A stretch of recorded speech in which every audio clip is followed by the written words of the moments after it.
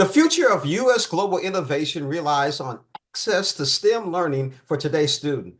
Now, we have a 13-year-old who won $25,000 top reward at the Thermo Fisher Scientific Junior Innovators Challenge for developing a filtration system aimed at improving access to clean water. I'm talking about Tina Jin, the top winner of the 2024 Thermo Fisher Scientific Junior Innovators Challenge. And with her today is Maya Ajmera, if I'm saying it right. I'm sorry, Ajmera, President and CEO of Society for Science and Executive Publisher, Science News and Media Group. Maya, Tina, thank you for joining us on Morning Blend. Thank you for It's great having to us. be here. Great. All right, Tina, you got the biggest smile. So, can you share some details about your winning project? Yeah, so last year summer, while I was picking which brand of bottled water to get from the refrigerator, I learned that 2 billion people globally don't even have access to clean drinking water. But current solutions are both expensive and also inaccessible to those in under-resourced areas, which also happen to be the areas that are struggling for clean water the most. And I really wanted to help these people because I think clean water is a right for everyone. And that's how I started developing my nearly zero cost and natural water purification method that uses leftover animal bones as the material for the water filter. So, how can your research be applied? Yeah, so as I said previously, 2 billion people globally don't yet have access to clean drinking water, and that actually causes more deaths than the fatalities of natural disasters and conflicts. So one of the biggest goals of my research is to actually go into these under-resourced areas and show them how my method works and actually be able to see people filter water using my method. Maya, there's a show I'll call, Are You Smarter Than a Celebrity? But my question is, are you smarter than the 13 and 14-year-old? So, no, I know. I agree with I you. am not. So, Yeah, Maya, it's pretty extraordinary. It's it, very inspiring. it is. Thank So, you. Maya, why is equitable success, access to STEM education a priority? So, at Society for Science and Thermo Fisher Scientific, we believe that every young person in this country should have the opportunity to become a scientist or engineer if that's what they want to be when they grow up. And, Thermo Fisher Scientific Junior Innovators Challenge is the premier middle school STEM competition in the world. We have over 65,000 young people who do science fair projects and then end up competing for this competition. By 2030, we're going to need to have 1 million new STEM jobs in science and engineering and technology. We really look to individuals like Tina and the other 29 finalists and the top 300 young finalists to really become the nation's problem solvers. We have to build that STEM pathway, and this competition is part of doing that. Maya, what role does diversity in STEM play in driving innovation?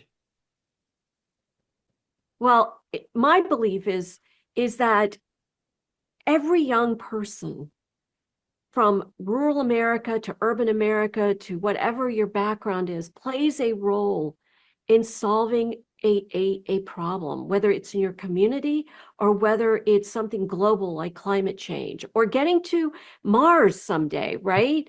And when we have diverse voices, I think we become much, much stronger in our problem solving, frankly. Tina, who or what inspired you to pursue this research? Yeah, as I said previously, it's just my curiosity took me into looking at problems globally in the world and how I can solve them using what I have at home. And I think that a YouTuber that I like to watch, Mark Rober, is one of my inspirations because he looks at problems and uses his own method to solve them, which has kind of given him a style in his solutions. And I think that tinkering is really important, as Maya also agrees. And I think just looking at problems and finding solutions to them, that's like what drove me to do this research project.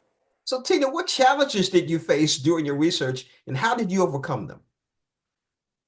Yeah, so I overcame many challenges during my research. One of the initial ones being I initially used just the trabecular portion of cow bone, but then I realized that the trabecular portion actually is only a small portion of the entire bone, but I wanted to utilize all of my resources. So that's how I thought of grinding the animal bone into a powder, and this powder is what I use for my final prototype. Maya, why is middle school a critical time to inspire and engage students in STEM? So, middle school is a time when kids are changing, right? Their minds are changing, they're growing, they're starting to make decisions about their future trajectory. And we certainly see a lot of young people drop out of science and engineering and math at this age. And we need to do everything possible to keep them excited and to keep pursuing. And so this competition helps that goal, frankly, and our science fairs throughout the country really help with that. And to get middle schools, middle school students have a certain way of they're not intimidated as much as I would say people like our age. And so we want to get them thinking about problem solving and finding solutions. And that's why we focus on this age. Maya, what is the Thermo Fisher Scientific Junior Innovators Challenge? And why are science and engineering fairs like this important for the future of our workforce? So the Thermo Fisher Scientific Junior Innovators Challenge is the premier middle school STEM competition in the United States. And we really are working to create the next generation of STEM pathways for young people to think of themselves as scientists and engineers. And Tina is an extraordinary embodiment of that, right? And we think there's lots and lots of Tinas out there. And if a young person's watching this, should look up on our website, societyforscience.org, and learn more about this competition, but about our other work. Speaking of which, Tina, tell us about your experience winning this year's competition. Yeah, I first like to say thank you, Maya, for your kind words. Oh my God. And also, I'm dying a little bit from the cough.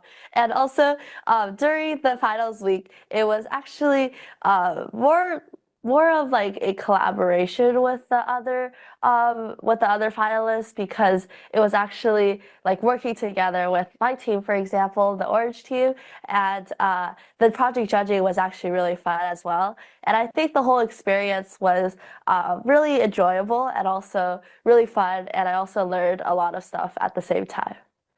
Tina, what would you say to other young people considering a STEM project or career? I'd say that you should go ahead and find a problem and potentially find a solution to it.